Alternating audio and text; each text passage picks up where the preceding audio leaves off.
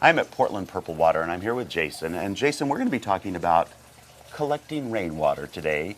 I think that a lot of people are kind of intimidated, might not understand it. So first of all, tell me the benefits of just having like a rain barrel at my house. What does that do for me? Well, it's going to provide you a source of water.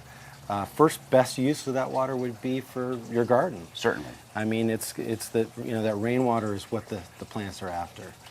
And it seems like it's a pretty simplistic process. It is, and that's something that we really stress in all of our systems, regardless of how big they are. We try and keep it simple, and they really are simple.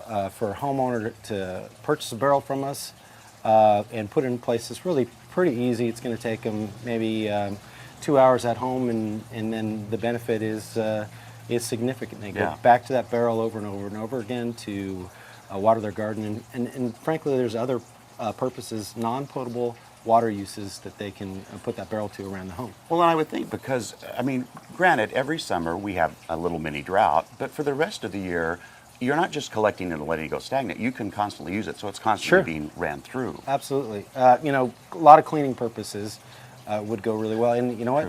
As long as the water is kept in good condition, it works well for washing hair or hair of pets and washing floors and things like this. And we wanted to make sure that you all knew this was not about a process to stop using municipal water. That's not what it's about right now. This is about supplementing water use for your garden and stuff like washing your dog, because it's right there already. Right.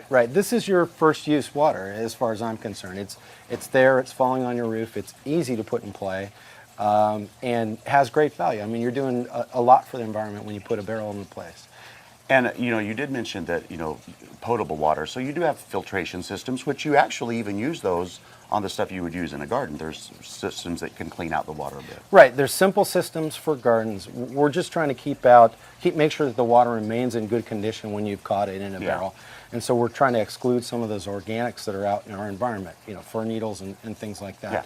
When you get into potable systems, this is a little bit more complex, and you're going to do fine filtration to make sure that you have excluded all the bacteria and such that may be present. Well, and this is not a new concept. I mean, humans have been collecting water since time began. Right. It pretty much goes hand in hand with civilization. So we want to make sure that the water's there, and you know what? It made sense then, and it makes great sense now too.